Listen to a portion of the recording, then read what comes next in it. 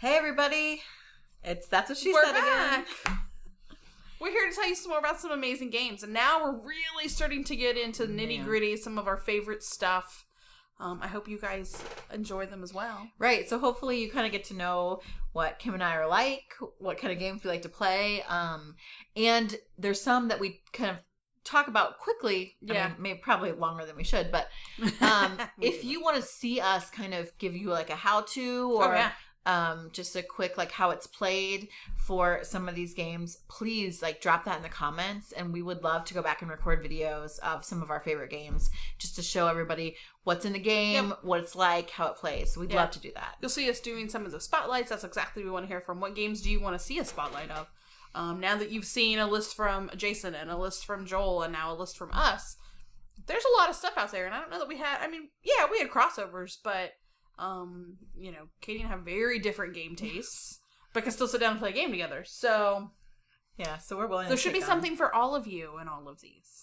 Yeah, and if there's games that you really love and you think we should try, we'd love to do that. We are trying new games all the time. Oh yeah, I'll try anything once. Yeah, once, at least once. Social deduction will probably only be once, and then I'll be like, well, that was terrible. Well, yeah, there's that. But I'll try it. All right, so we are going to start off. We went through 25 to 15, and so we'll start with number 14. My number 14 is continuing a theme from our last video, and it's a deck building game. I love this. But this game is great. It's got a little more oomph to it than just deck building. Maybe this is the first deck building game I played. I don't know. This was one of my favorites. Okay, so number 14 is Clank. And Clank just came out a couple years ago, and actually Jim and Kim got it first, and they brought it over. And it's a deck building game that also has a board. So I think it is a great intro to deck building because you still see something familiar. You're like, there's a board, I move my person around it. I got that. Yep. So how you move is based on the deck that you have. So you are wanting to sneak down through this dungeon of sorts, and you're collecting... Without waking the dragon. Right. You're collecting treasure, you're beating the baddies, and you don't want to wake this dragon. And so you've got these cubes that represent your Clank in your color. Which is basically you've tripped and you've made noise. Which in real life happens a lot. So much fun. Like, we have way more fun with this game just joking around about the Clank. Like, it's a fun game to play. Yes, you're like laying down, you're like, oh. And the puns are never ending. I fell over a rock. Shoot. And I add more Clank. And like, oh, look, I moved 3. But then I tripped. And then I yelled and stubbed my toe. So you're trying to get through, and you want to get points by getting treasure and things like that. But you also don't want to be caught by the dragon. So your Clank kind of start to represent your health at the bottom of the board. But then you're still trying to draft these cards that can also give you points, but also help you move through the dungeon and help you to get the crap out of there when the dragon's going to come eat everybody. And you're fighting there are other monsters in there that come up in that deck that you have to fight.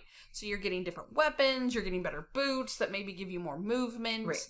And you need those because more often than not, if you don't pick up those movement cards early on, you won't have them when you need them, and you could die. Yes, you could die, and you can make it to the service, and your buddies try to drag you out or something, but you're not getting many points that way. And there's also an expansion that I think you guys have. That's a Sunken Treasure. Where we have the Sunken Treasure where it's underwater. Yep.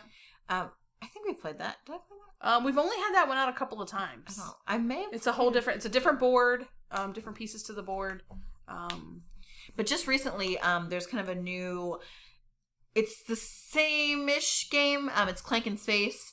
Yep. And so I automatically was like, no, I don't want to play Clank in Space because I don't like space-themed games. However, I have heard that it adds some new mechanics and things that make it a great game. It is like a gamer's version of Clank. Yeah. Not that Clank by itself isn't great, because obviously it's number 14 on my list. It's so fun. And I've never had to play Clank in Space. But I've heard that it's also a good game. I think Joel has it, so I might give it a try sometime. This is one that you want your friends to have another version. Yes. Because I don't know that there's not room on my shelf for 4 different versions of Clank. No, it's kind of a big box. It is. It takes a lot of room. But it's great in that if you're not used to deck builders, you still kind of have the board to help ground you, so you see how your deck can work with your character movement. And I think that's just a really great... Paul Denon just a really great job designing the game to work that way. Yep. And so I'm number 14. I really like it. Yep. We'll probably talk about that one again. Hint, hint. Hint, hint. Spoiler. My number 14 is I completely bought this game based on its looks It's beautiful. It's Takedo by Funforge. Another Antoine Bauza game. Antoine Bauza, man. It is gorgeous. I think it is. It's a very laid back game. There's still strategy to it. Mm-hmm. It is absolutely a game that you can teach somebody new. Mm-hmm. Mm-hmm. So it's not hard to because you're basically going on a Japanese road trip, walking trip, because I guess you don't have a cart, and you are moving around. What's cool about this one? Once you move, you cannot go backwards. So as you move along the path, you are stopping to buy souvenirs. You are stopping to periodically to stay at an inn and eat food. Paint a picture. You're painting a picture. And so by the end of the game, you're trying to either be the one that painted all the pictures, or you try to get the best souvenir. So there's different ways that you can earn points. Yeah. But you have to plan your moves accordingly. So not everybody can go to the same stop at the same time. It only has so many meeples that can stop there. So you either have to wait on somebody to move. If unfortunately you're in a line, you have to take a move that turn. You may have to jump over that and just give up on what it was that you were trying to get. So there certainly is some strategy to it. It is a gorgeous game. It's so beautiful. There are some outstanding, amazing miniatures that you can get for it that I don't currently have. This game doesn't hit the table all that often, which is probably the only thing that holds me back from buying those miniatures. And honestly, it's like, well, I could just get this game that now I'm longing for. So one of these days, I will have my hands on these miniatures. But until then, Takedo has always been very high at the top of my list. And I've only played this game once, but to look at it, oh my gosh, like I would buy it to not even play it, but just display it. Yeah, it's a game that stays with you. Like it's so pretty. I mean, it hasn't made it to my table 20 times by any means. No. It's just, we saw it and I went, oh my gosh, this game is so pretty, and it's simple enough, and it's just relaxing. It is. It's very relaxing, and like the art adds to that, and just I just love the theme of it. Although until somebody takes your spot, and then it's slightly then you become enraged on your walking tour of Japan. But oh yeah, it's beautiful. It's a fantastic game. Yeah, love it. All right, my number 13 is sort of Asian in theme. My number 13 is The Voyages of Marco Polo. Marco? Voyages of Marco. Polo. Okay. Yeah. Hey. We can be zany. Joel said that we were zany. This came out a couple of years ago, which is really weird because I thought it was a much older game because we can. Yeah, I did too. I feel like I've heard it mentioned. I could never get my hands. I think Jason could never get his hands on that. I think part of it is Z-Man Games. You better buy them when you see them. Right. Bless you, Z-Man Games, for making some cool games. But man, if you don't get it that first run, you are paying out the nose to try and find somebody's copy later. Yep. Because they just don't reprint games. But Marco Polo, this is a game my husband like salivated over. Like Jason was obsessed with this game. I remember these conversations so bad. Yep. Like every time I want to get Voyages of Marco Polo. But in playing it is a really great game. So it's worker placement at the heart of it, but you're using dice to do that. So the dice dictate kind of how much you get. Okay. So if I both got itchy. Sorry. If I go to the market and I have a 5, I may be able to get like 3 or 4 camels. Oh. But if I have a 1, I might get 1 camel. So. Oh my gosh, that's so good. This game is so good. So it also has shaped meeples. It has little shaped, shaped camels and fun. Spices. And so there's a lot of things kind of going on in Marco Polo. So I wouldn't say it's a super heavy game, but there are lots of ways to win. That's cool. Which is always great. Yep. So you're fulfilling contracts with getting all these different goods that you need. You can also, you're traveling across China, so you can stop in these different places and you get like special bonuses from them. Okay. You can put like a little outpost there that gives you points at the end. So that kind of movement also is a way that you can work it. And then they have these great player powers, which a lot of people talk about, and actually Joel and Jason talked about this on the podcast for this week. The player powers are insane. Yeah. Like, I was trying to remember some of them. I mean, there's some where every time someone goes to the market, you get a free resource of your choice. Oh, wow. Okay. So, like, you need to go there to complete contracts. Yeah. So you're, like, constantly getting stuff that nobody else has. And the one where you don't roll the die and you just say, oh, this is a 6 and I'm going to put it here because I need this amount of things. That's crazy. There's ones that you can go to an occupied space and not pay the tax, which is like my favorite. But every time I get one, I'm like, yeah, this player power is so awesome. I'm like, your player power is way better. Yeah. I always want when somebody else I always want the other player every time. power. Like, I feel like I'm a terrible person because I'm like, but that one's really cool. But they all are really cool. Nice. And so kind of those player powers kind of help you decide, okay, if I have one that frees up my movement, maybe I'm going to want to try to make more outposts. Or if I have one that gives me these extra, resources, I'm going to try to complete more contracts and get points that way. So I think that's what's really great about this game. Like, the artwork isn't like super fantastic because I like a lot of really beautiful games like you do. But the mechanics are super solid. Lots of things to do here. And I think that's what's really great about this game. That totally counts. You need to play this. Yeah, I have to. There's a lot. We have found as we made these lists, we're like, I haven't played that. And it's so... We're even hiding we play games together a lot. And I go, when did you ever even get that? I'm over here all the time. So at least now we know what we're going to do for the next, We've got our game list set up. 11 months. So my number 13, I purchased at my very first Origins Game Fair. I believe it was my first. Mm-hmm. I demoed it there and I was like, oh yes, we're buying this. We tried to get it in a win to play. Oh yeah. 3 of us, there were like 5. 3 of us sat down to win this game. Didn't get it. We found out later once we owned the game, the guy was not counting the points up right. So deep down, I feel like I was a winner. But we literally we played it, we walked right back over to the booth and bought it. So that is Bring Out Your Dead. This is another Upper Deck game this was the first, I had seen Upper Deck had a big thing set up for Legendary. This was totally out of the realm of that. Yeah. So, and of course, part of me went, is there Mighty Python stuff in it? Like, there's not. I'll just, spoiler, there's not. But the whole time. It's totally worth it. But you're still quoting it. Oh, absolutely. The artwork is outstanding. It's really cool. On the cards. There's some really cool characters. Aaron Watts, there's a couple cards of like he and his wife. I believe that they factored 2 of the cards that are after them. So, I love about this. Everybody has their own little starting hand. It's all the same. Yeah. And they're numbered. And so, basically, you're going to go in numbered turn, and you're deciding, okay, what am I going to do? What do I need to do this turn? So, your object is, a cart is there. You have to put your dead relatives, because this is the time of the plague. You are putting caskets in this, and the coffins are like adorable. They're great. Like, so they're singles and doubles. Piece. Like, they're great little pieces. They're singles and double caskets. You're basically burying your dead. They're heading to the graveyard. So you're hoping that you play these cards in this order, and some of them let you take other cards, pick your cards back up. Mm-hmm. So depending upon where that is where you're going to end up in the turn order to get your coffin in the cart. Right. And each round you flip up a new cart, it may only have a couple of spaces. A few squares in it. Depends on how many players you have. Right. Some of them are larger, some of them are smaller. If the cart is full before you get your coffin in there, your coffin goes in the river. And you lose points. Now, there are ways later on that you can try to fish them out of the river.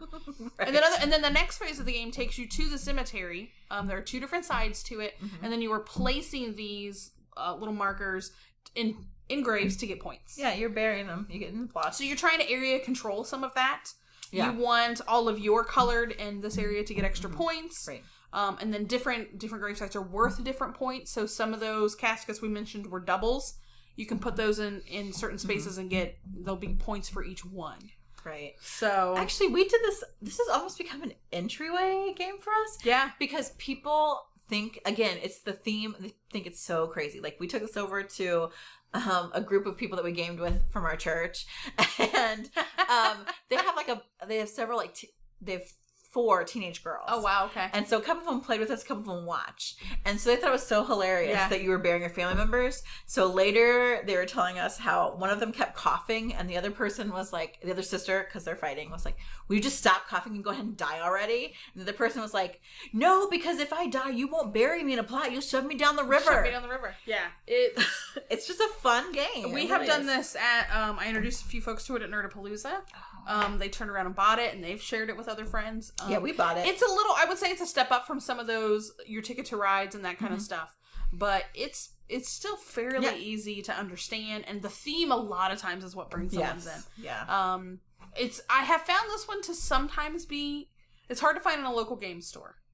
Mm-hmm. We had trouble, Amazon it's probably still out there in print, but Upper Deck seems to be doing, like, they have one little offshoot that's doing little games like this. They had another one this year that was like a very entry-level, almost RPG type moving and kind of, and it would have been a great one we had said like for kids and stuff. Yeah. Us playing RPGs, they even said this might be a little, you might go, I'm a little past this, but Bring Out Your Dead, totally a great one to check out. And number 13, that's so interesting. Right? That was not planned. That was happened when it went into the organizer thingy-majig and spit out my list. Mm-hmm. Lucky number 13. My number 12, this game is dope. Like, I was just talking to my husband about it. I'm like, this game is awesome. This is another one I haven't played. I know, and I was thinking, you haven't played this. No. My number 12 is Elysium. Elysium. Like, this, okay, so this game, as far as I was concerned, it was pretty Is it on the shelf? Like, I don't even think yeah, I know what it looks like. It's on the shelf. We'll get to that later. I'll look for it. Well, I don't even know what it looks like. I'll ignore Kim while she's talking about her number 12. Just go, we'll look for it. And I'll find it. So Elysium, this game is great. Like, I feel like it's kind of under the radar. I hadn't heard about it a lot until Jason pointed out at the game store. But Jason finds weird stuff. It is like number 310 overall on BGG. Really? Yeah, out of like 966 games. I'm still listening to you. I like, just don't see it. Now there's this thing that it's like a flipping word search that I won't find it. But anyway, we'll find it. We'll be here all night if I keep doing it. Right. So this game is so great. I was gonna say it's just a okay. So it's kind of card drafting, but not in the way you're thinking. So you get these like 4 pillars, and they're each different colors. And so you got it comes with like I think 6 Greek gods, and you pick only like 4 of them. Okay. Which anyway, I'll get to that. Anyway, so there's this. And each of them kind of has different aspects. Like there's one god that really gives you a lot of money. Or another one really helps you get people into Elysium. Or another one helps you like get points. So you have these cards get laid out in like a market for each round. You can only pick cards that have the matching colors in front of you. But after you draft a card, you have to get rid of one of them. Interesting. And so then you also need a colored pillar to pick like your end of round, like the turn order for the next round. Oh, okay. And those are what help you move things because you don't get points. Does this change the turn order? Yes. Oh, I struggle. But you put the numbers in front of you. That's a little bit like better. 1. I want everyone's turn. If you change, if it does not just go in a circle left to right, I'm taking everyone's turn. I can't. My brain cannot comprehend a different. Even in Sagrada. When it's snake turn order. I'm like, woohoo! They're like, no, it's not. I'm like, Kim, why are you taking But I 2 want turns? this dice. I cannot seem to comprehend a change in turn order. Like, everybody needs to hold up a sign or put on a hat. Like, I don't know. So we just have to keep reminding Kim, like, it's not your turn order. But this is so great that you also can kind of build an engine because there are certain cards that every time you draft a card from that certain god, then you get like money or you get an extra point. And so that's really cool. And then you move them to Elysium. Well, Elysium is how you get your end of game points. So you're like, okay, when do I want to move them? So I get points now, but points later. Interesting. And then what color am I going to get rid of? Because, okay, you've got those 2 colors left. These cards are out there that need these certain colors. Am I going to be able to get the one I want before you take it? What are you getting rid of? It's thinky and cool. Like, again, it's like 300 and something on BGG. Wow. For kind of a somewhat, but there are no expansions, and they said they will not make expansions, which is completely ridiculous. Wow. Matthew Dunstan, do you hear me? You need an expansion to this game, my friend. Just like 6 more gods or something. Like put the whole pantheon in there. I'm done. You can add a couple little extra mechanics. It would be amazing. Like, I myself would buy it and buy copies for other people. Like, I would help fund your retirement if you would just expand this game. Anyway, my number 12 is Elysium. This game is so good. The artwork is cool. Katie's plea work. And I'm going to look for it while Kim does. I don't see it. All right, so, well, my number 12, this is going to take me. That's why you don't see it. Oh, well, my butt was in the way. So, my number 12, we talked about briefly. See, my butt's in the way. Number 12 is Champions of Midgard. Woo! This was another one that I have almost picked this up. I don't even know how many times, and I hesitate because you guys own it. But we've recently started to get our 11-year-old nephew into board gaming, and it makes my heart super happy that you are making a lot of noise. What is happening back here? I found it. Well, we're past that one now. Oh, we'll come back to it. So this is one I think he would love. What I hear this compared to a lot is this is the next step from Lords of Waterdeep. And he loves Lords of Waterdeep. To the point, I used to love Lords of Waterdeep, and he wants to play it so much, starting to get a little tired. It's just so much setup. So I'm trying to. I think because he likes the beat 'em up, he would love the rolling of the dice. Oh yeah, and fighting with the Vikings. But when we played it, it was just so fun. And like I said earlier, I can play it because I'm gonna go fight the Vikings the whole time, and that's gonna be my whole strategy the whole game. And I'm still gonna do just as well as somebody that did something else. That's to me, that's a great game group game. Because you're not, well, maybe, I don't, I mean, we do not coexist in a gamer group of everybody that likes the exact same kind of game. No, I think that's great. I'd rather have the diversity because there's probably a lot of games I wouldn't have ever tried. Oh, yeah. If somebody here didn't go, I love this game, you should try it. Mm-hmm. And I'll still try it, like, and make a decision for myself. But, so yeah, Gray Fox Games, wonderful job.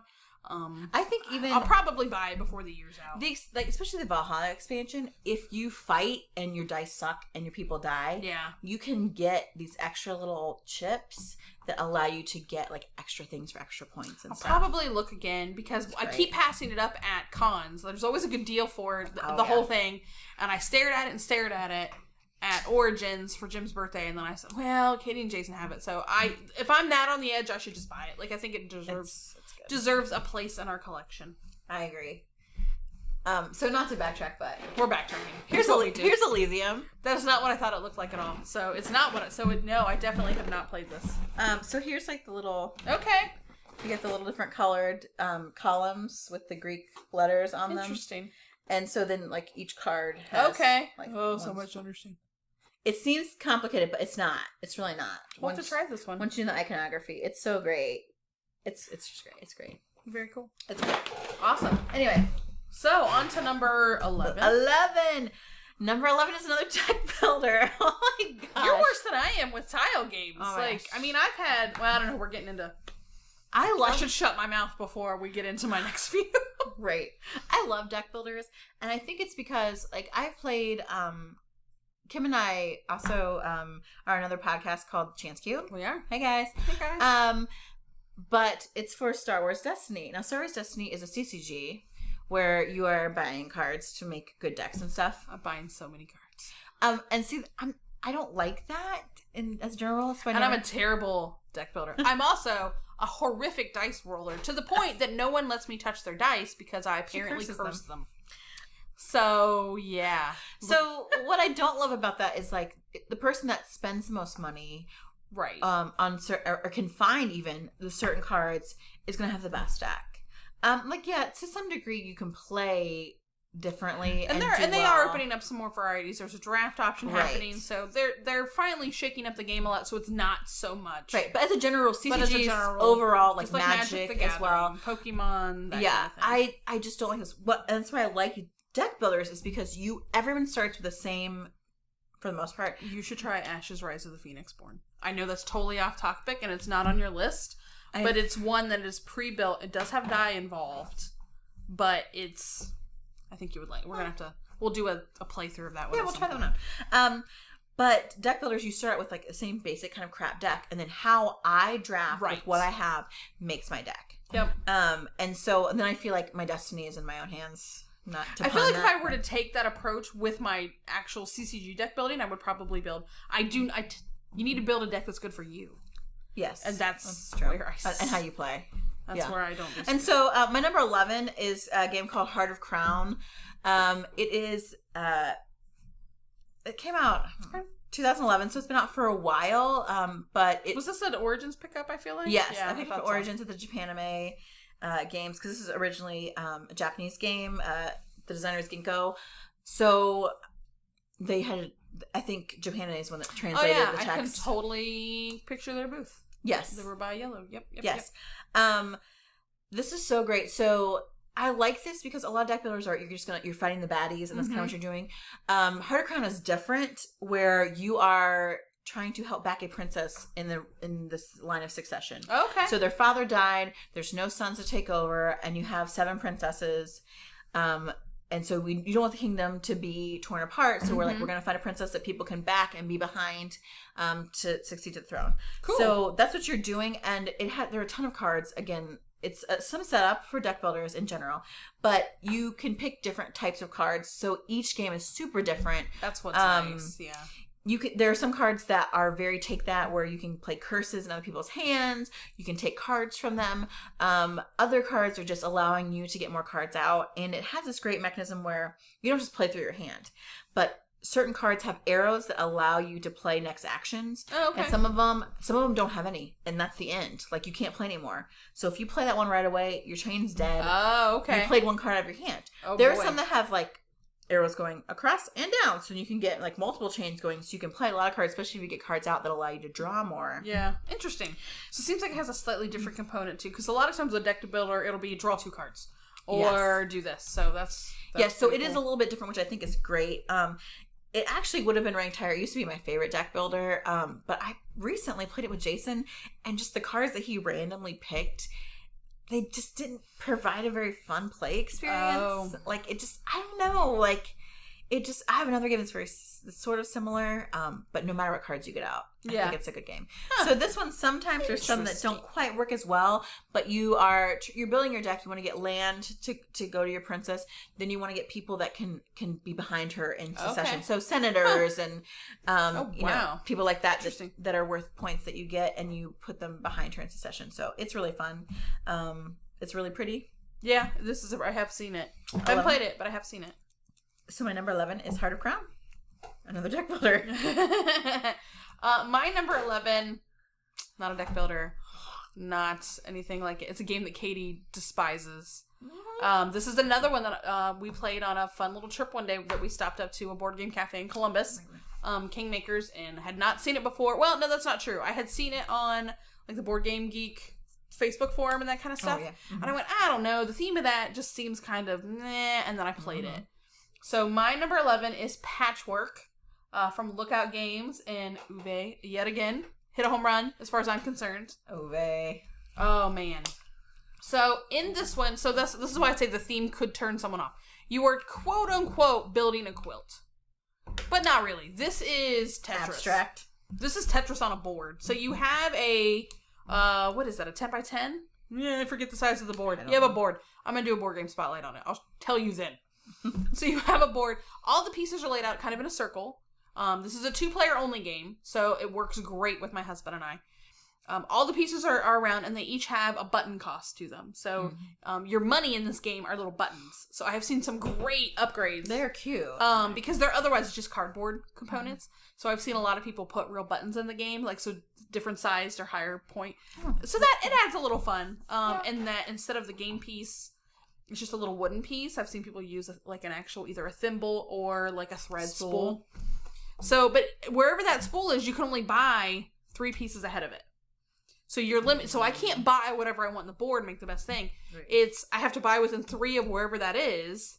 Hope I have enough buttons. If not, if I don't have enough buttons, I can just move my player piece up on the scoreboard, and then I get that many buttons. It basically lets you have to move ahead of the other player.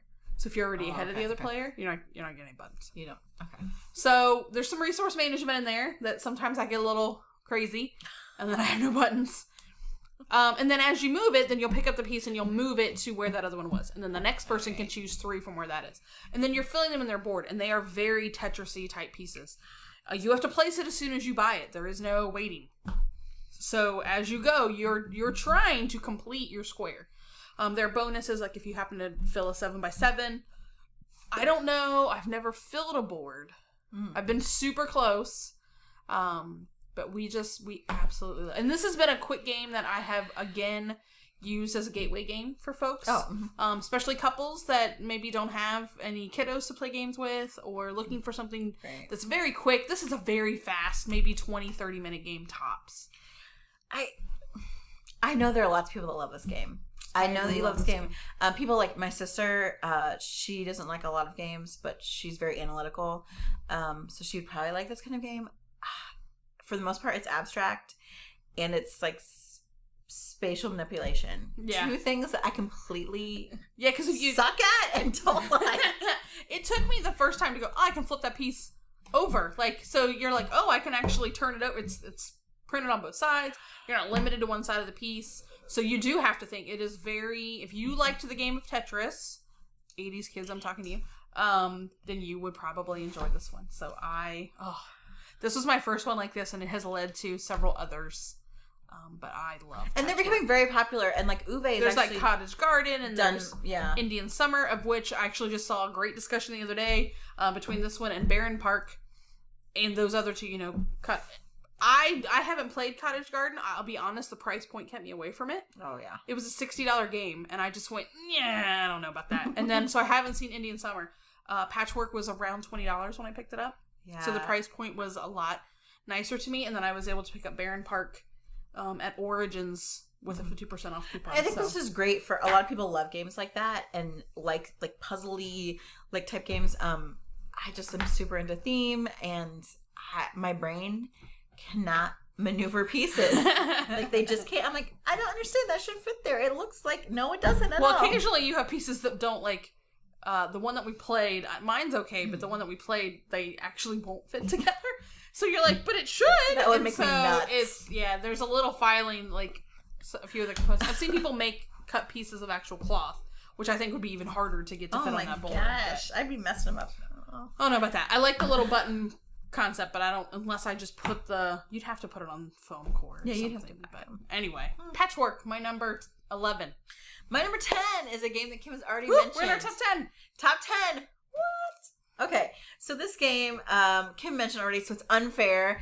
Came out last year. To be honest, when Kim mentioned that she was backing this on Kickstarter, I was like, are you freaking kidding me? It got better and better and better as the announcements came out. I just got super nervous. I was like, we had never backed anything on Kickstarter. We hadn't, no. I've still only backed a couple. I know. We've only backed a couple. I'm like, I don't trust it. Like, I just was really nervous. I've been I see stories. People say, I backed this game back in like 2013 and I'm still waiting on it.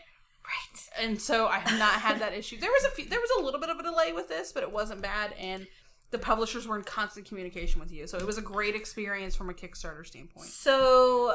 And then Kim would talk about what the game was like, and I'm like, it's called Unfair. No, I really didn't want to play this. I really didn't. And you brought it over, and we played the first time, and I was like, huh.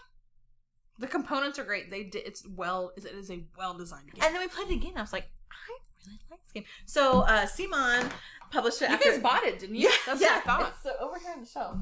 Yeah, right down here. And that if both of us have a game in our collection, that's saying something, because we game pretty often. So that means I like it enough that I can't wait on you to bring it over. And you're not willing to share it very often. Right. So this is like my number 10. So it's huge for me, and it's not a deck builder. So that's also pretty big. But this, the more I play it, the more I really like it. And yeah, there's a lot of stuff to a turn. To a round. Yeah, there is. So but they have it laid out so nicely on a track, and you move your cute little roller coaster car down through each little step of it. Through each little step, so it's very clear. Once you play one round with people, like, it looks like, oh my gosh, what are we doing? It feels a little overwhelming at first. You play around though, and people are like, yeah, I get this, and it just flows. The cards really are well written, like. Yeah, yeah. Again, it's easy to understand what that card is supposed to do. I don't feel like we had a lot of questions. No, and they're going to do more expansions for it. Sweet. Like, I actually had an email about that the other day. Oh. So I love that idea of building something and making it like I can put rides and attractions. And a lot of the fun is like, oh yeah, well, you got a safari. Look, my theater not only has bathrooms and it's air conditioning. Yeah, and I had struggled to find a theme park game. I was just, I don't know. I blame like Roller Coaster Tycoon, exactly. And Planet Coaster. Those were kind of popular at the time, and I was like, man, I really want a game. Oh yeah. And there's a couple more out there I haven't tried yet, like Steam Park and that kind of stuff. Yeah. But this one certainly scratched the itch. Yep. So my number 10 is Unfair. Nice. So my number 10 will switch is a game that you own that I haven't purchased yet, but I should. You should. I've been on the fence. I thought that maybe I would get the other edition. So it is Century Spice Road. Plan B Games is very quickly becoming a favorite game producer of mine. Did some good stuff. Yeah, they did Azul, and I picked that up. They just announced a new kind of subgroup of their gaming. So every game's gonna be a 4-letter word. The next one coming out is Reef. Ooh, it's going to premiere at Origins. So Azul was kind of like the first one. Well, Origins they're gonna have another one. So yes, the next Century Spice Road. It got a little confusing when they did the Gollum editions to stuff. Gollum edition is the exact same game as Century Spice Road, with a different theme on it.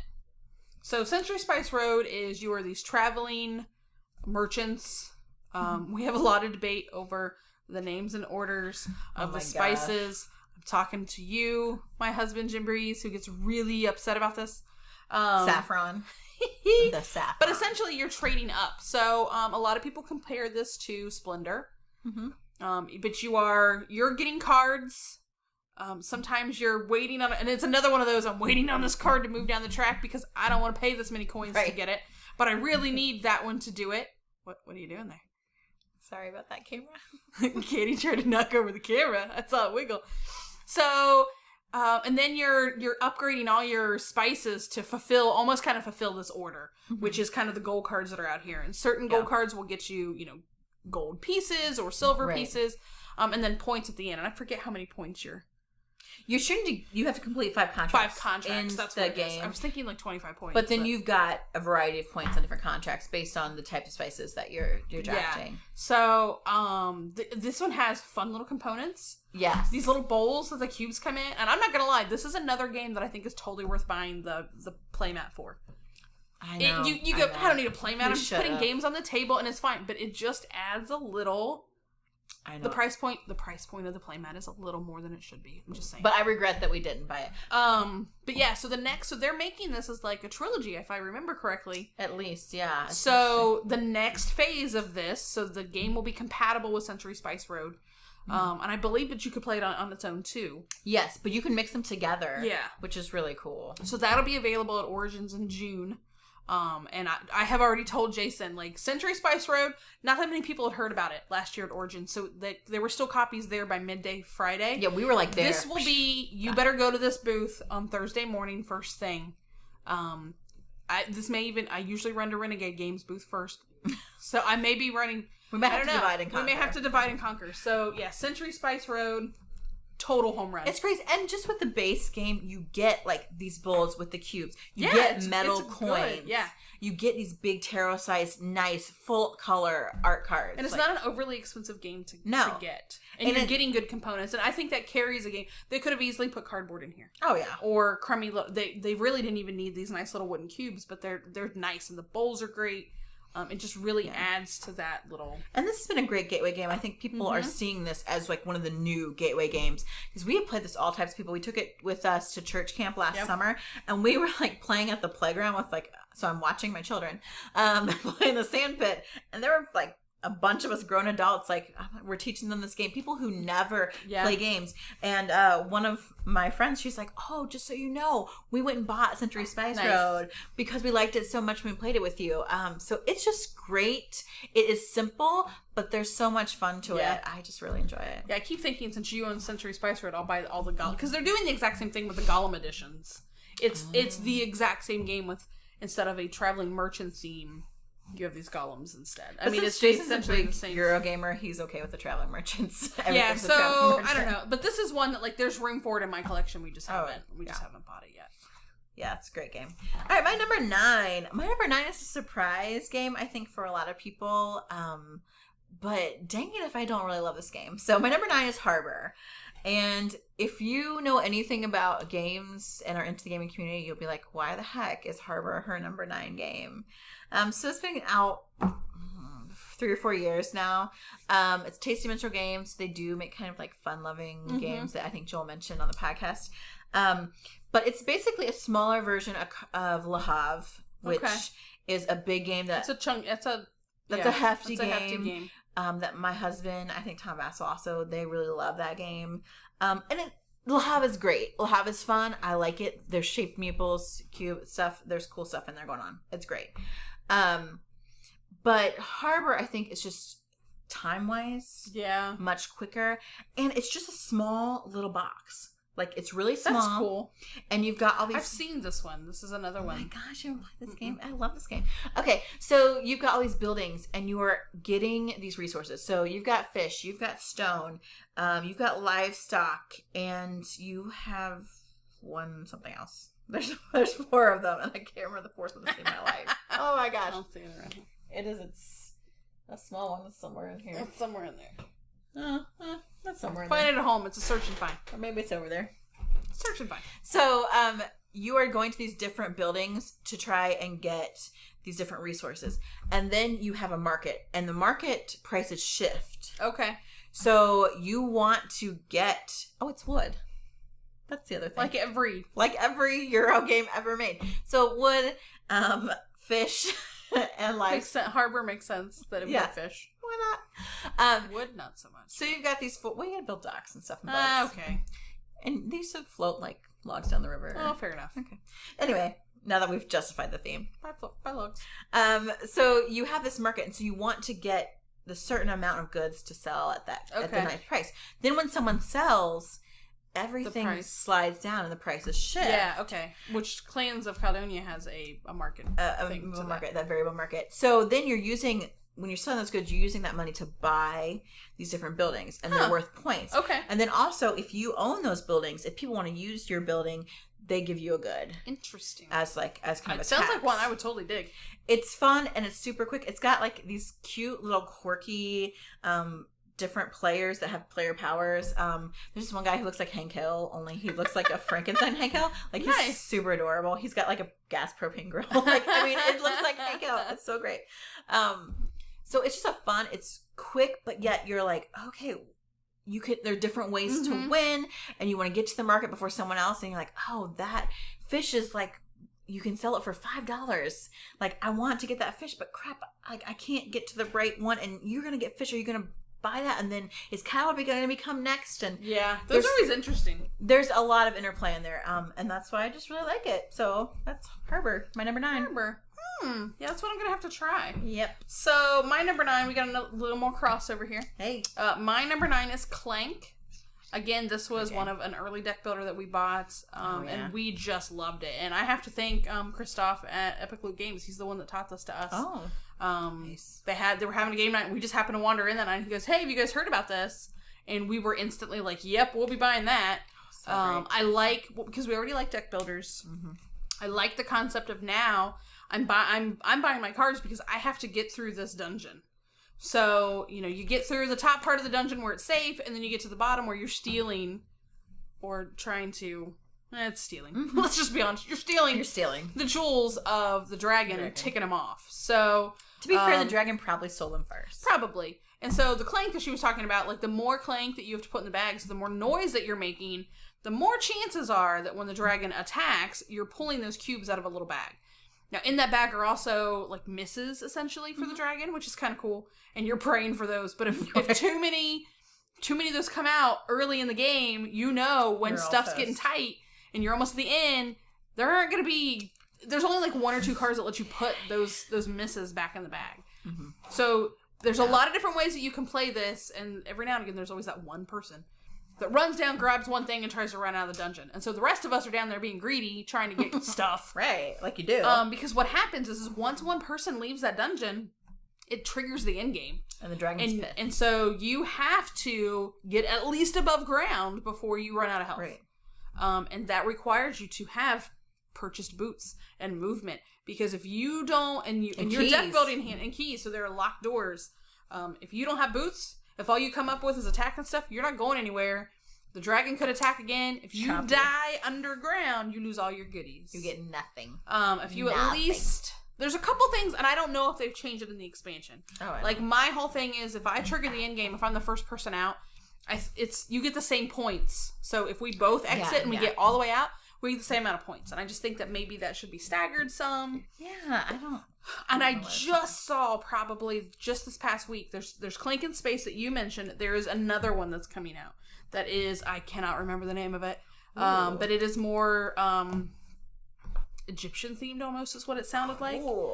So we have underwater, you have regular Clank, with underwater you have space, and then you're going to have this... Like under the pyramids or something? Which seems which could be interesting. And now I kind of scratch my head and go, okay, how many of these are they going to make? Right. Or is it going to have different mechanisms like Clank in Space did that people really like? Because I can't buy every one of these. I'm not somebody who generally will... They're not expansions, they're standalones. I don't need 4 standalones. Oh, the other thing, I know I'm going on and on about this game. There is a app companion to Clank. Oh, right. I that forgot we didn't think to mention. And it is... It actually does allow for a single player variant. So if you're somebody that likes to play games all by yourself. Right. I said that poorly. I'm sorry. That's not what I meant. Like, if you just enjoy a single player variant. Or maybe you don't have someone that likes to play games with you. There's no good way to say this. Play that. I'm sorry. We love you anyway. Come to our game group. We know lots of people that have no one else to play with. I don't know. Sorry. But then it adds, like, if you have multiple people. I have just sat and played as the app and let 4 other people play the game because it's that much fun. It's pretty fun. When people add Clank, then you hit a little button, and so there's, like, the subservient to the dragon that you may get something good. Great. It may trigger another dragon attack or something like that. So it just adds an extra element that really does make that original game really fun. Yeah, we only played it with that app once, but we've used it a couple It times. was cool. Yeah, it's so Clank, my number 9. All right. Ooh, I'm getting tired. This is terrible. We should have shot this earlier in the day. My number 8 is another game that Jason was obsessed with for forever and said it with an accent for at least 2 weeks. Oh my gosh, yes. So my number 8 is Orleans. Orleans is for 2 weeks. Yeah. He wanted this game so bad and finally hunted down a copy. So Orleans, it's not a deck builder, but it has that same kind of idea where you start with everyone's got their own little bag, which is cool, and you've got a couple of different workers in there. There are 4 different kinds of workers, and they're in there. And then you use those workers to fill up your little player board to then get more workers. And those different workers may enable you to build a building or enable you to get some wheat, which is worth points. And so then you're drawing people out each turn, and you're not sure which ones you're going to get, and those allow you to do different things. There's also a board where you can move around to different towns. You collect goods as you go. And then you can put a settlement in, or I forget what they call it. It's not called a settlement. But you put a little house there. Mm-hmm. And those little houses give you points. Oh my gosh, I'm surprised. Again, I feel like this is a fairly new acquisition for you guys. Fairly new, within the past month maybe. Yeah, okay. Or so. That makes sense. I'm surprised Jason hasn't forced it on you yet because he loves this game. It is a really great game because you don't really know what's going to come out. Mm-hmm. So you're trying to get the kind of people that you need. But then you also hope that you draw them. Interesting. And then I can get behind that. We have a couple expansions for it. So then you can even send people, let's say you buy a bunch of people because you wanted to move on a certain track. There's also a scriptorium track that allows you to get points. Okay. And actually, the further you move along the track, the more your houses are worth. Okay. Or as you go along at the end game. So you want to move on that track, but then you get all these scholars that you can't really do anything with. So you can send them off to do service at town hall, and then you fill up this board, which gives you also other bonuses and stuff. Tons of different ways to win. Nice. Tons of different ways to win. There's events that happen each round, so there could be a tax where, depending on how many goods, you have to pay for that. Okay. Or maybe all the monks, because monks, if you get them, are wild. Okay. And maybe all the monks have gone on, sabbatical or whatever, so you can't actually get any monks that turn. Okay. Or there's a plague. Yeah, and someone dies out of your bag. Very cool. So it's a really great game. Lots of different ways to win. It's just trying different ways to get points for different buildings and stuff. It's a really neat, different kind of mechanic than I've seen before. Very cool. So bag building instead of deck building. A bag building.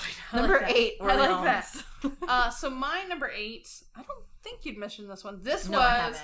I was so excited to pick this one up. I actually picked this up prior to Renegade Games getting their hands on it. Oh. And I can't remember, I want to say this was probably another Man vs. Meeple find. But this is Raiders of the North Sea. This game is good. So again, you're playing as Vikings. It is a worker placement game, but it's different enough from a lot of others. Oh, yeah. So you're trading out your worker to hire other Vikings to be on your ship. Each of those Vikings do different things. Yes.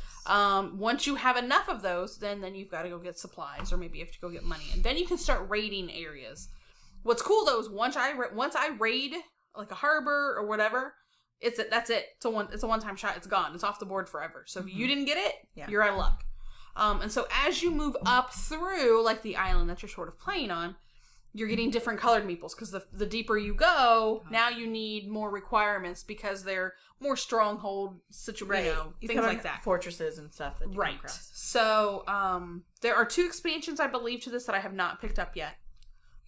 Yeah. So those are on my list to get. But it was just, the artwork on it is amazing. It's great. I love the characters. There are reasons that occasionally, you're going to kill off one of your Vikings to move up the Valkyrie point trail, and there's reasons to do it. And so you're picking like, sorry, you didn't make it through this one. So there's a little bit of that. You're building up your armor. So there's a lot of different ways that you're trying to score points throughout it while still trying to do the raids and hire more Vikings to be on your ship. Yeah, we've only played this one. I've only played this once. Love this game. There's a lot of similarities between this and Champions or even Midgard. Lords of Waterdeep, I would say. Yes. But I mean, there's enough difference that I could see you wanting to have both in your collection. When we played this, Jason decided he couldn't actually fight anything for some reason. It just never worked out.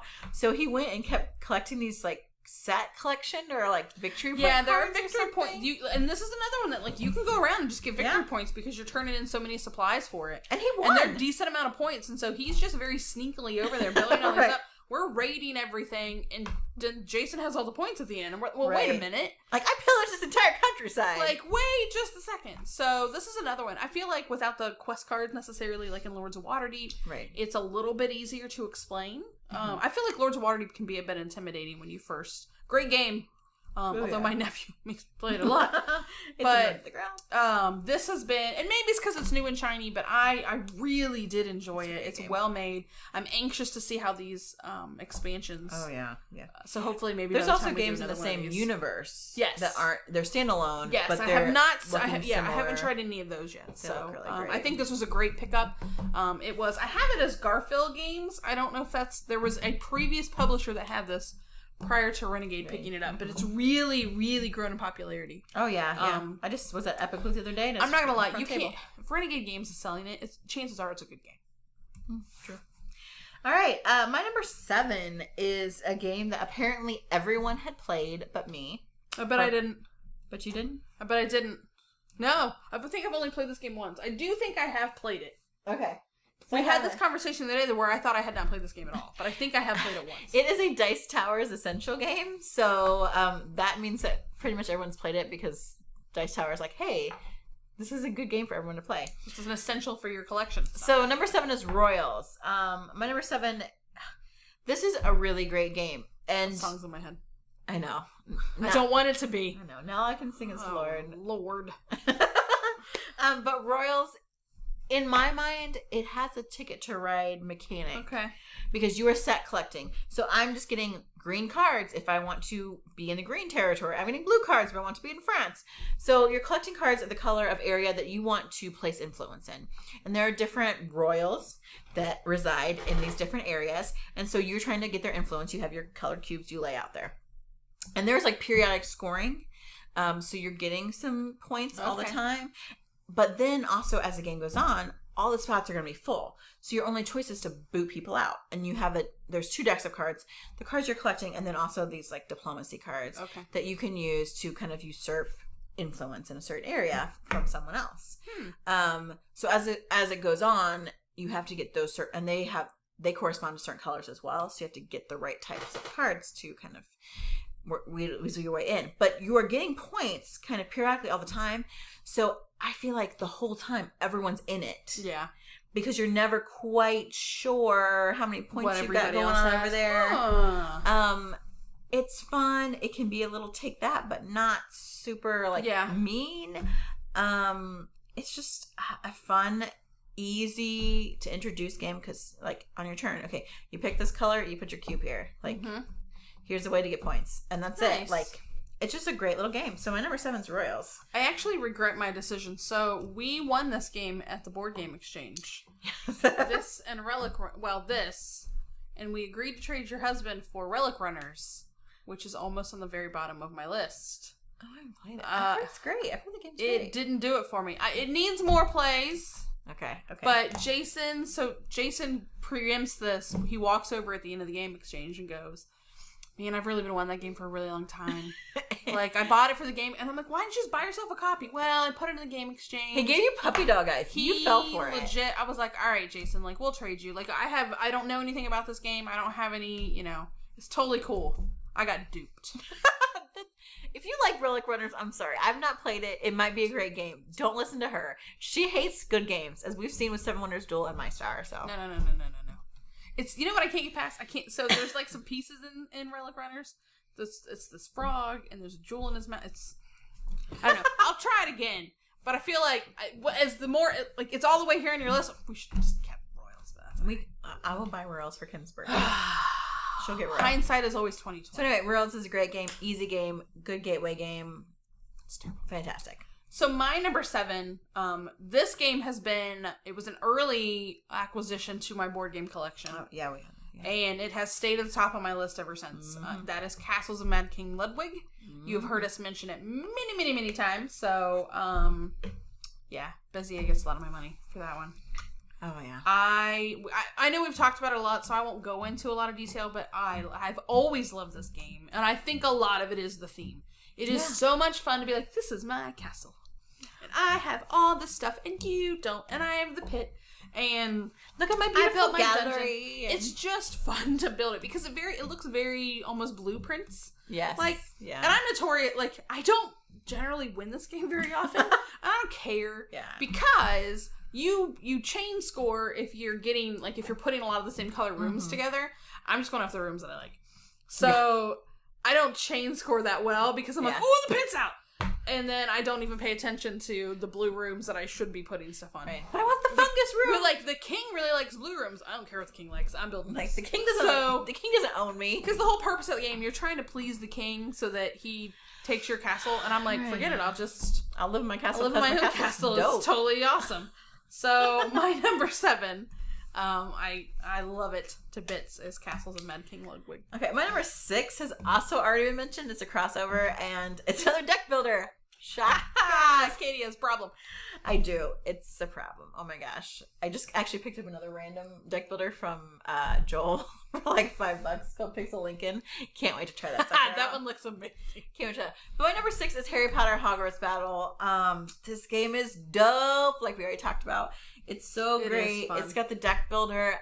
The theme is so great because very well done. I always play as Hermione because I love her, because I am a Hermione. I'm a Gryffindor, and I did really well in school. And talk about the game anyway. Enough about me. But Hermione, in her deck, yes, you have the basic cards that give you money and a basic attack, but she has, Tales of the Beetle Bard, which Dumbledore gifted to her. She has the Time Turner, which she has in Prisoner of Azkaban. Yeah, it's cool that most of the deck builders, you have the same starting deck, and it's not it's different than that. And it's so tied in thematic. It's just really great. She's got Crookshanks, her cat. Those things I think are really awesome, and just those extra little touches that make it so great. Yep. And then we do have the expansion, which adds Luna as a character that you can beat, which a lot of people are really excited about because they love her. She's fine. She's alright. But she's got cool stuff like the Quibbler and her Spectre Specs and things like that, which are really cool. But also, it's a Fantastic Beasts kind of theme to the expansion. Okay, I didn't realize that. So instead of just fighting the regular villains, you've got beasts that you're also trying to fight and overcome. I didn't know that. Which is a cool, different change. And sometimes you can actually put coins on the beast instead of the attack mode. So there's different things that can work on that. That would be nice. Yeah. So it kind of switches up a little bit. Cool. Which is really cool. And you got some new cards in there. It's great. Like I've already said. So number 6, Harry Potter Hogwarts Battle. So my number 6 was another Origins acquisition this year that I mentioned just a little bit ago. We sat around. If you sit in Mayfair Games area, Mayfair, right? Yes. Okay. Yes. You collect one. Everybody loves collecting flipping ribbons on the end of their thing. Katie left all of hers on hers. I'm a short human, and so I did not.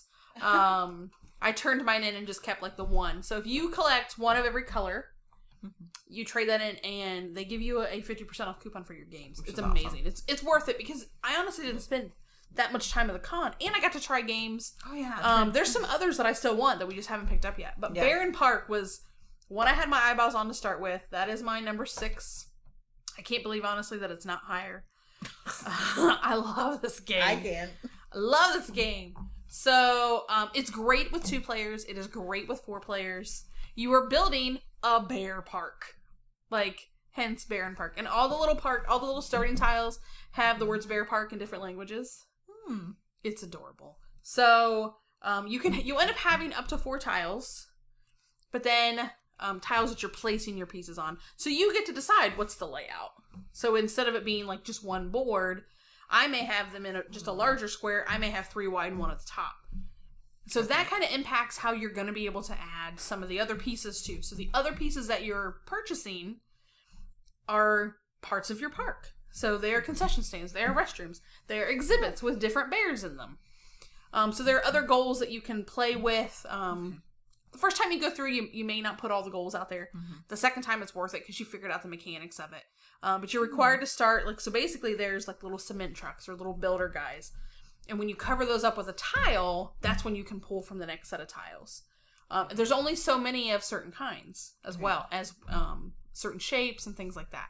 So they're higher point values. So you're racing against the other individuals playing the game to try to get some of those. But we've had a couple of times where somebody's completely filled the board, which is Jim. I love my husband, but I hate when he beats me at games. But this is very similar to like patchwork. So these are oddly shaped little tile pieces that you're putting down. And when you're done, you're like, look at my park. So big hit. Love this game because I like that aspect of it. Katie was not. Everyone talks about this game. I haven't played this game. I'm going to be honest. I haven't played this game. But I've avoided it because it's that. Yeah, and it's the same concept. Like if you're not liking, you have to fit them in. You have to. I will say there's less different pieces than necessarily. Theme. Yeah, unlike patchwork where hardly two of the pieces are the same shape. Mm-hmm. I will say with Bear and Park, they're stacks. Okay. So they are at least the same shape, and this one might have polar bears on it, and this one might have cute little panda bears on it. So the theme is adorable. I could give it a go for the theme. But I've heard little whispers just this week that there could be an expansion coming for that, but I don't know how true it is. Tons of people love this game. Because there's one for Patchwork coming too. It's like Patchwork Express. I don't know what that's going to happen. I don't know. A bunch of people love that game. I would probably try it. But yeah, number 6. My number 6. Close. I'm surprised it ended up higher than Castles of Mad King, but just is Bear and Park. All right, my number 5. We are the top 5 people. Woohoo! Top 5. These are games that I will bring up repeatedly. I love these games. I've actually been looking at them and thought, I don't know, are these games as high as should they be that high? I don't know. So I'm questioning some of mine. I will admit some of mine are up there because they may be a little more new and shiny. Yeah, I have a couple that I know that are, but I also think that I don't know, they've had really good staying power. So. Yeah, so we'll see what happens next year with this list. But my number 5 is Shakespeare. It's a fun game. I like this game. Jason mentioned this on the podcast, so you guys have heard it if you follow the board game mechanics. But Shakespeare, a couple years old. It is like, yes, I love the theme, as Jason mentioned. Yeah, the theme's super fun in this I'm an English lit person, so and Shakespeare, he's my boy. Especially that Renaissance literature, that's what I did my master's in. I love Shakespeare. But this is so great. It's worker placement, and yet there's some really great quirks that make it difficult. Like you have your certain number of workers, but at the beginning of each round, you bid how many you're going to use. And so it's like a blind bid, and so then everyone reveals the person that is using the least workers gets to go first, which kind of gives you an advantage on where you're going to go. That's kind of great to get some stuff out there. But there, and Jason didn't mention this, even more than that, it's after you've got people in front of you, you've got actors that can do certain things. You have your stage production people. You've got your costumers. At the end of every turn, you have to rest. All it makes the decision but so one. Hard. So that decision just kills you. Like, oh my gosh. But I really need to use this person. Like, I really need to use 3 of these people. I know. Like, I can't just say no. Like, I can't. So it's just gut-wrenching decisions, and you've got lots of stuff to manage in this. Yeah. I mean, you are getting costumes on your actors. You are actually pulling in your actors. You got to make sure you get enough money to pay those actors at the end. Or they're out. Or they're gone. You need to costume them. There's set pieces. You have got these couple of tracks that you're working on that you need to move up. So you know, maybe the queen needs to give you some money, or you need to use your different actors to move up on that. It's just a lot. And then we also have the expansion, which is backstage. Oh, okay. I haven't played that yet. It's really fun because you say, okay, these are the workers I'm going to use. The workers you have left can be used backstage, and you get a little bonus. Nice. So sometimes you can get costumes that way, or you can get some extra little set pieces. That's awesome. In the backstage, which I think is really great. Cool. There's a lot going on, but like this game is great. It's so good, and it's not. There's a lot going on, but it's not so that you're like I don't know how to work. I don't know how to play this game. Like, it is just a solid medium weight. Yep, I enjoyed it when we played it a lot. And it's Shakespeare, man. Cool. I'm surprised it wasn't higher on my list, honestly. I am. Like, it's got to be right outside the top 25 on mine. It must be. My number 5 was a recent acquisition. This is one I got for Christmas that I had kind of been. Again, it was one of those. I hear a lot of people talking about it. Yeah. Game reviewers that I genuinely kind of agree with a lot, and that is Near and Far from Red Raven Games. Oh, man. And Ryan Lockett, dude, you made an amazing game. Everybody loves Ryan Lockett. So Above and Below, I have not played. I haven't you can. They're actually the backside of these pieces that are in Near and Far. You can actually use in Above and Below. Oh, that's cool. But it is like there's a lot going on, and what the best way that I've explained it is when we talked about it before. This is another game that I can play it the way that I want to play it, and you can play it totally different and never even go on the quest portion of it, and we're still gonna score similar. Nice. So it has the maps are all in one book. That's cool. I love that whole concept. I'm starting to see it with a few other games, but so you can run it. There's a lot of options. You can run it in a campaign style that you're going to run through all those stories. There's also like a character style that you can do that we haven't even explored that yet. So I feel like there's a lot of options for this game that even though I'm playing through the stories now, I'm not hitting all of them. So there's tons of replayability in there. That's great. So you can play as many characters. I'm super sad that I did not pick up a few of the... well, there are like some promos here and there that have been for Watch It Played, as well as the Dice Tower, and I didn't know. And so there's companions that you can get with you to go with you along on your journey. Fun. So you get those at the saloon. What's kind of cool is depending upon, other than that building, any other building that you go to in town, you will have to duel someone to be able to go there. Oh my gosh. And so you're rolling dice. So I very quickly found the card that there's different treasures that you can get, and one of them was that you can now go to, you don't have to duel anybody. Oh, that's so you can just go move on to the space and not, because if you lose, you can't go there. That stinks. So you can pick up these little chick bird looking things. They're like your little pack birds. So they let you carry extra treasure stuff. So you can have up to like 3 of those. Everybody has their own little player board, which is a great little player board. There is like a little mining option almost that lets you get some other stuff. I did not try that as much. Jim did. Because I wanted to go on the campaign and the quest. So you go from the city and you start going out on your quest. And you're moving around and you're building...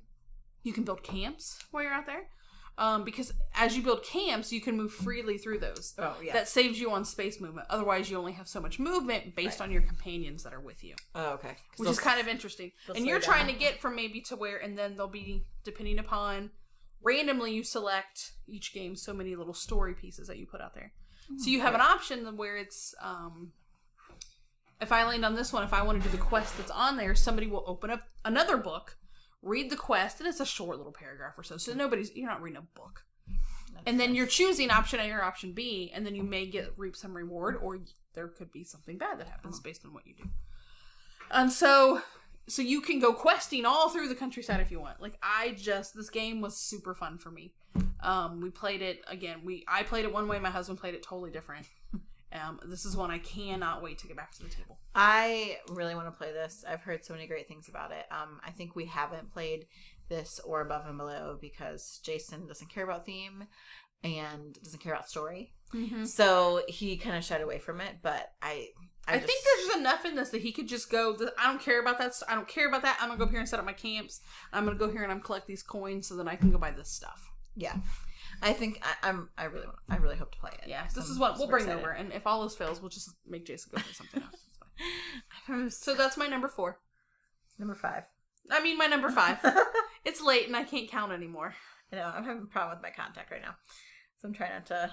I probably have. We're almost there. We power through. We're almost there. Okay, so my number 4 is like the heaviest game I own. I'm pretty sure it's like a 4.5 or 6 or something. On BGG. It is The Gallerist. This is another one I haven't played yet. Oh my gosh. Vital Lacerda, dude, this game is, I mean, it's cool. Like, the concept is cool. So you have an art gallery. So you are like discovering artists and collecting art pieces. Meanwhile, you're selling some, you're displaying some. You're also trying to help artists become more famous. That's pretty cool. There are a couple of tracks where you're out in the world market and you're like bidding for art. There's just tons of stuff going on, and like you have to do certain things to be able to do other things.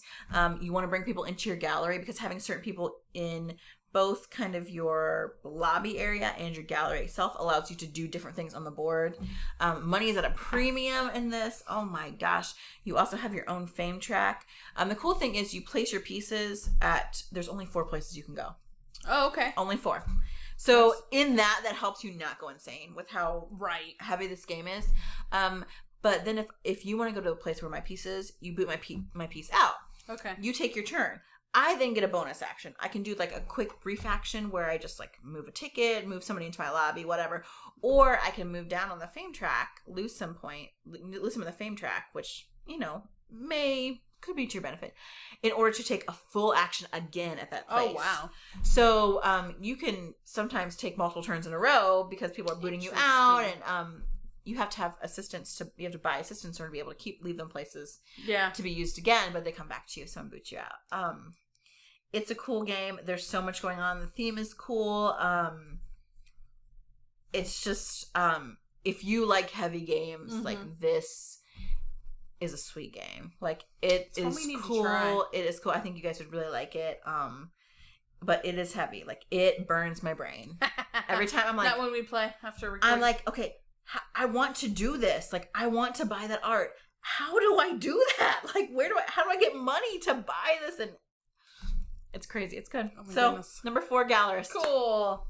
My number 4 is another recent acquisition. Yeah. We are playing through this campaign with you, and actually we're playing through a second campaign with someone else because they have their own copy. I feel a little like you're cheating on us. Nah, it's fine. So my number 4 is Charterstone, my very first Legacy game. I already broke the book. Yeah, mine too. Good job, Kim. Yeah, I got left to my own devices and because there are stickers, and I was already super flippin' nervous about the stickers, and right in the wrong spot. So, sorry, Jamie. Sorry, Jamie. Like, you made the instructions very clear, and I just followed them poorly. But this game is out of this world.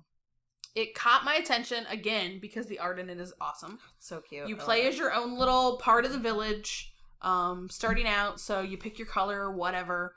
Eventually you get to name your little part of your settlement. And the little people are adorable. It's great. Adorable. Like, thumbs up on the artwork on those. And you get little different personas based on each little area kind of focuses on their own thing. And we're not terribly deep in the campaign yet in either one. But I can tell you even though I'm playing the same game with 2 different groups of people, we're using some different colors. Cool. So in the campaign with you guys, we have these active. In the campaign we're doing the other one, we have like our 2 inactive colors. So we're only repeating like one color. Oh, nice, cool. The games couldn't be more different. Weird. So that's what's crazy about it. I'm not really spoiling anything because there's a couple things I went, I know that this is going to be an option. And then when we unlock it, it's not the same one. It's totally something different. And you're like, I didn't even know we had that one. So this has been a wild ride. I don't know how it'll be once it's done. Like, I don't know how well this game, I have been told that once you finish it, this is a standalone game you can play on your own. Cool. We'll figure that out when we get there. Yeah. But at its basic, it's a worker placement game. It is. It's the mechanic. Now, as you go, I'm not ever the one in charge of the index box, so that's okay. You're opening, so you've moved into the settlement. After the directions. After that, I just went, I'm out. So the king is kind of involved in what you're doing. So you're getting these crates that you can open, and you're building these new parts of your settlement. And sometimes you're the king. Are you doing this for the king or that for the king? Right. You better make your choices wisely. And it's you're just kind of right now, at least as far as we're just kind of helping each other out, and it's total worker placement.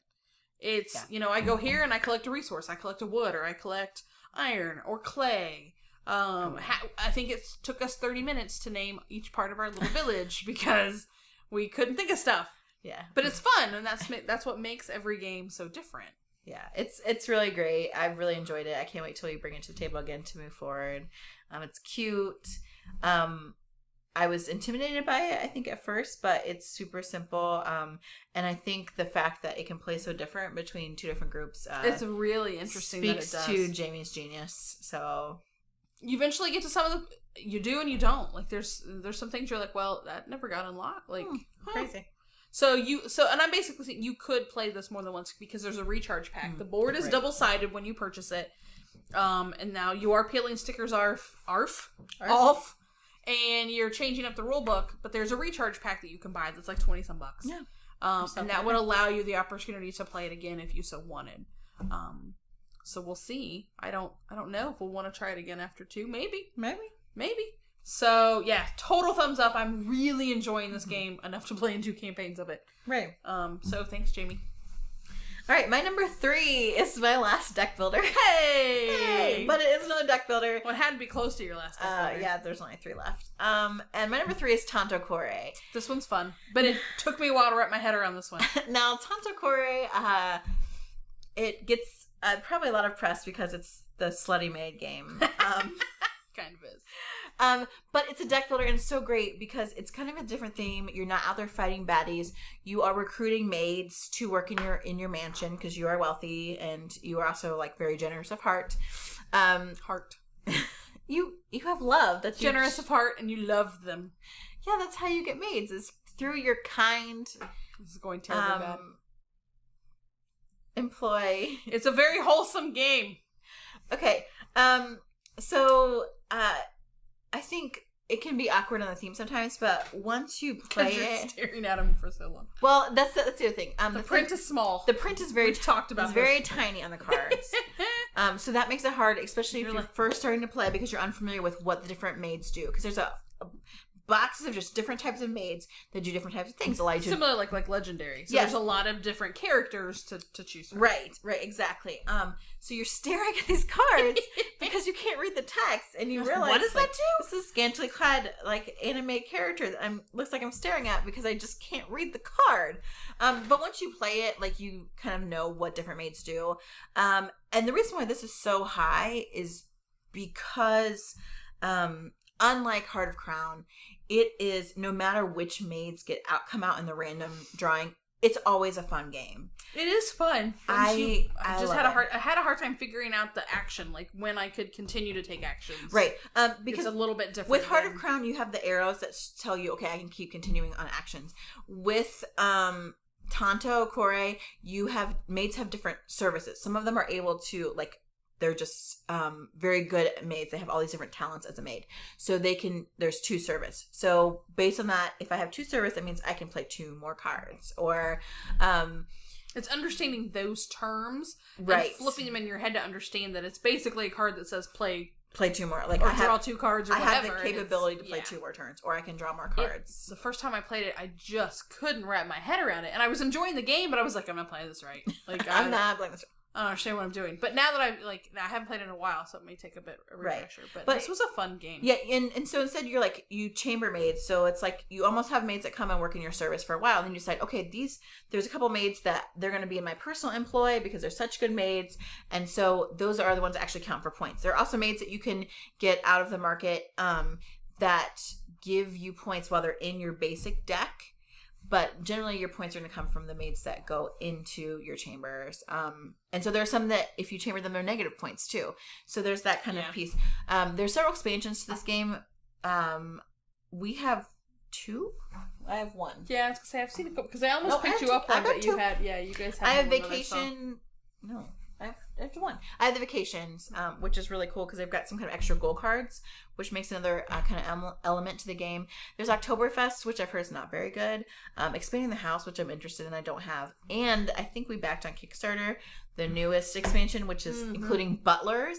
And so I'm all about the gender equality of that. And so there's going to be anime butlers in the game. And I'm like, yeah, that's right. We're just going to have scantily clad maids. We're going to have anime butlers. Tanto Core, it's just fun. It is like pure deck building. I love that. So that's why it's my number 3. Cool. I do like that one. That one's been fun. My number 3 is not a deck builder in any way, shape, or form. No. I think, if I remember correctly, Jason likes this one. You do not. Yes. This is another one that we played, and I fell in love with it the first time we played it. This is another one that I enjoy because you can play it 2 or more. And it is Castles of Burgundy. So this is Ravensburger, Stefan Feld. Stefan Feld, man. Oh, I love this game with everything. I like a lot of it is because the boards it's not the same board, so you're not playing the same thing over and over again. All the boards are different. You can flip it over. There's a lot of variety to that. And then you're basically kind of creating your own little farm, or like almost your own little town, and you're collecting tiles. I love tiles. And I'm rolling die. So I'm surprised because I never roll the die I want. But depending upon what die I roll, that's the location that I'm going to. So I may be trying to get each round you're pulling if I didn't pull one that round, all those tiles go away and I get all new tiles.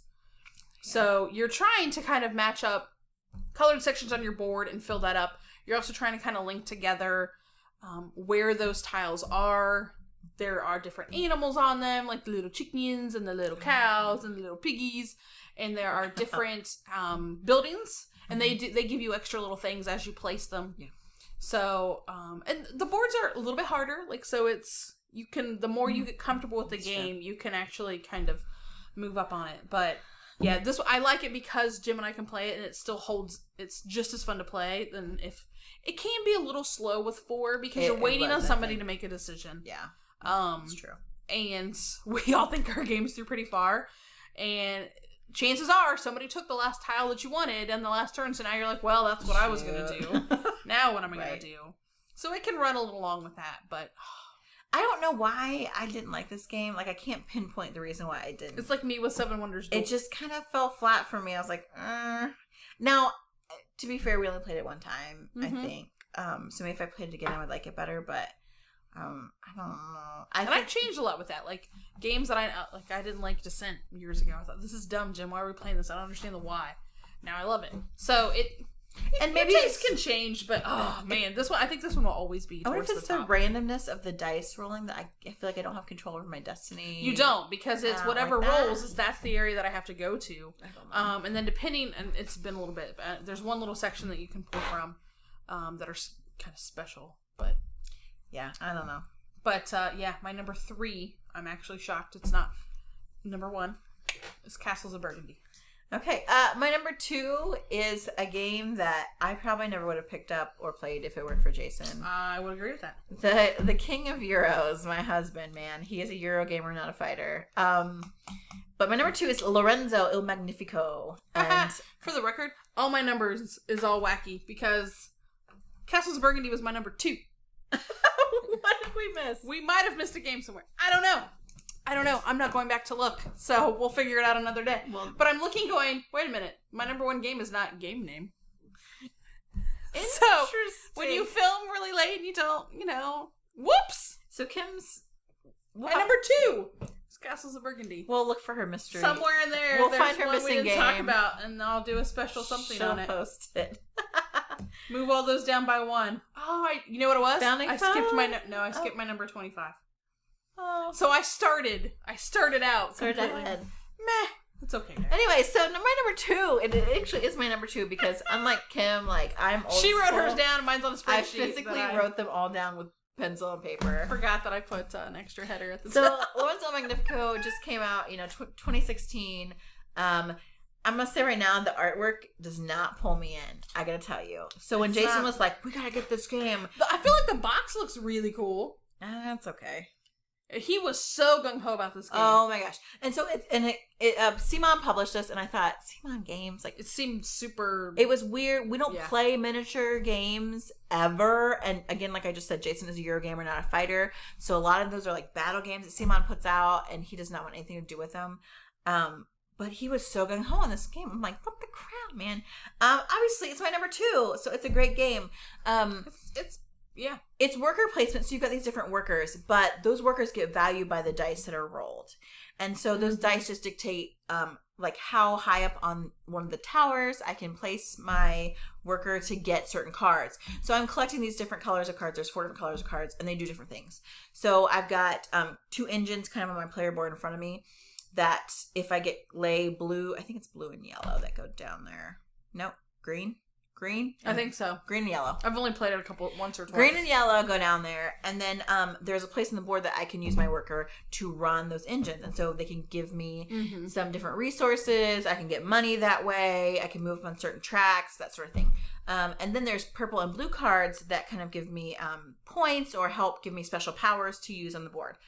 And then in addition to gathering cards on the board, there's like a faith track. So you don't want to be excommunicated by the church. So you got to get so far on that.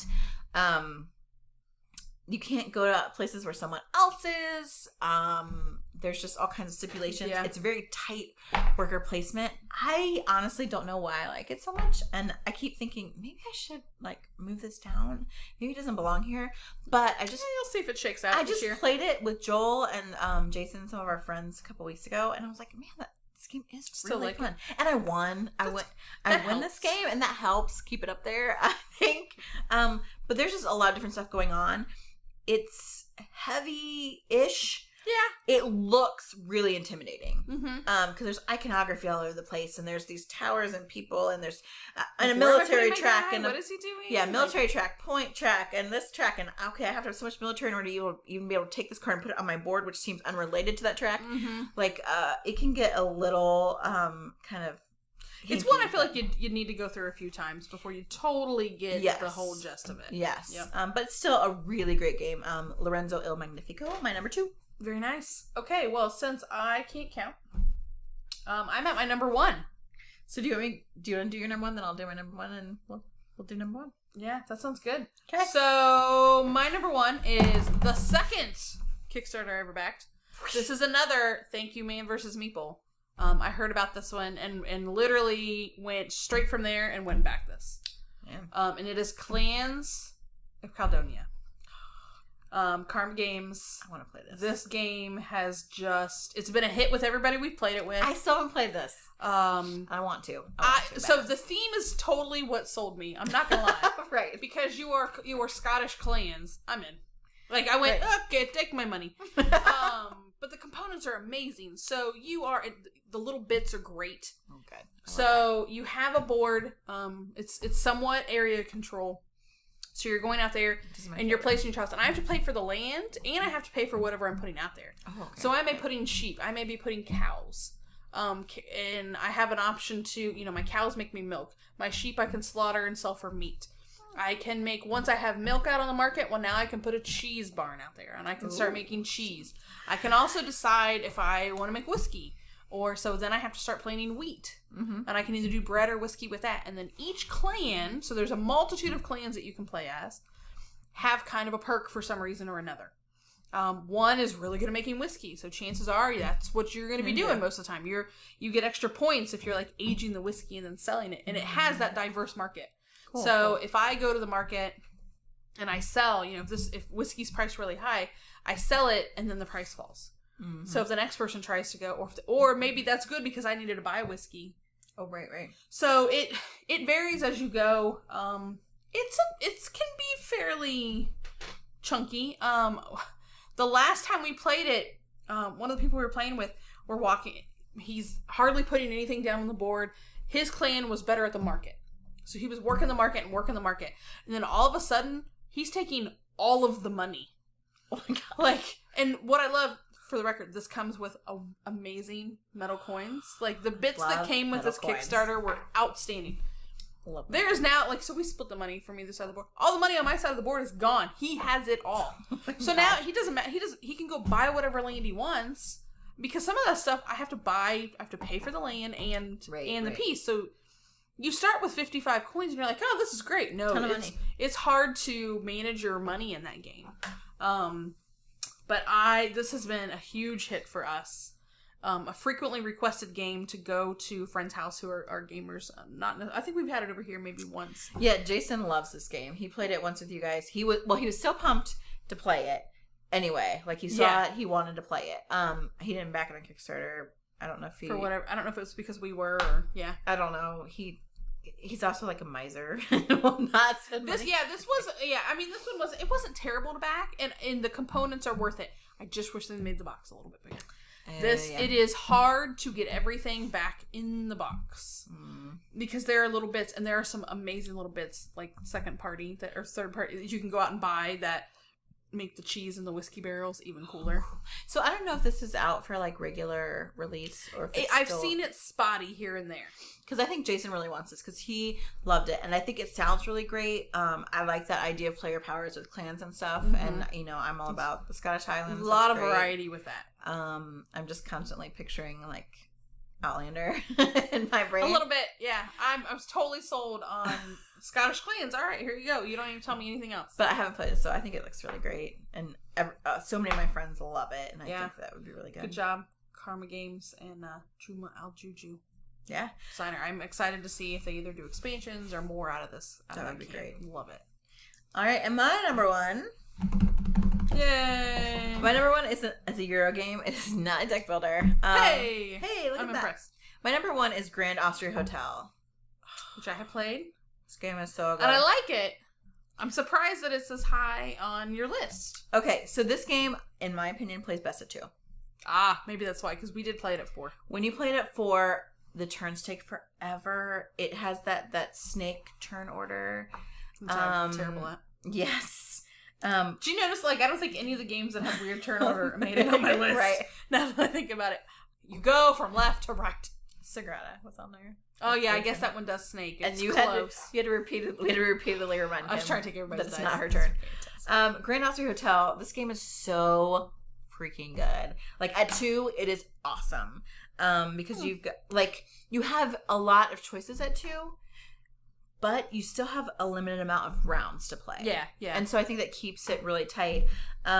So you roll all these dice, and they dictate what you can do, what different kinds of things you can get if you can hire employees, and like how many rooms you open in your hotel, how many, what kind of discount you can hire an employee at. How many different types of, food or drink you can get. So essentially in this game, you are drafting guests to come sit at these tables at your hotel. You then fulfill an order. Sometimes they want wine or strudel or cake or coffee or any combination of those. Coffee. So you have to be able to get those in there. And then they go into a room in your hotel. You have to have a room open for them. And so that's another thing that you can do with the dice. And then they have to match in color. And certain colors there's also these gold cards. So sometimes it's a certain color of rooms that give you extra points. I do remember or certain number of, I forget, being the first to get like a couple rows of rooms filled. Also, by filling different colors of rooms, you get money, which money is at a premium. You get extra points in general. And then there's also this kind of emperor track. So he comes and inspects your hotel every so often. Yeah, and so you have to make sure that you're far enough on that track that he finds you doing a good job. And if you're far enough, like, you get a benefit, which is really great, that you want to get. And you can also get points off that track. So cool. It looks like, you look at it and you're like, wow, there's a lot of stuff to do here. I got to get these people. I got to figure out how to get them food, and I got to get them in the hotel, and but I feel like it still moved fairly easily. It moves really well, and at 2 players, like, it is just. I remember Jason being super gung ho about this one, so I'm surprised. Like, but from what I've heard him say, he's not super great at it, and generally you. I beat the pants off of him every time, and which is why I think it's much lower on Jason's. We played it. Winning. I played this game. Joel had never played it before, so Boardgame Mechanics. We went up to the northern studio. Me and Jason played it at Joel's house. He had never played this before. I said it's my number 1 game. He's like, okay, I gotta try this. He really liked it. I think he went out and bought it like the next week or something. Or Joel, if you haven't bought it, you're seriously considering it. I think he bought it. He bought it because he played it with Luke. I like almost lapped them on the That's track. What I remember hearing them say that. Like, I just whooped them so bad. And I was telling his wife, Kristen, who doesn't play a lot of games, I was like, Kristen, you could do this. And I think females just do better at this game because you're managing so many different things. And like I told Jason, like, one of my ways to win this game is I hire certain employees that help me get things. And he's like, well, I tried focusing on that. I'm like, yeah, but then you didn't get the right people to put in the right rooms. You got to focus on that too. Okay, well, then I did that this last time, but I couldn't fulfill any orders. I'm like, okay, we got to do that too. Like, there's just all these different things that, like, a lot of spinning plates. And you're just kind of trying to kind of get them all. And I don't know, this game, and maybe it's because I always win this game, I just get this game. Like, it just makes sense to me. And that's too funny. It's like a nice medium weight, so it's good thinky decisions, but it's not super difficult. Like, I just love it. That's awesome. My number 1, Grand Austria Hotel. So that's it, guys. Like, those are all the games we love. Yeah, our top 25. Yeah. we didn't. There's some other there. I will say there's some great games further back on my list, but this is where the real meat and potatoes really was. This is a good opportunity for us to kind of introduce ourselves to you and go, here's what you're probably going to hear about us from. Right. So you can already start going, well, I'm not going to like anything that Kim likes, but maybe or Katie's 25 deck builders, or maybe I'll change your mind. So again, we're super excited for this opportunity to be with the Board Game Mechanics. And to interact with the Riveted. Yeah. So tell your friends, grow the Riveted, respond to us in the comments. What do you want to see us talk about? What games do you think, man, they need to take a look at, or you want to see a spotlight on, or you want to see us kind of show you how it's played? We hope to bring you more videos, more content, as often as we can. So thank you so much for welcoming us, and play some games. We'll see you next time. High five. Oh, maybe we should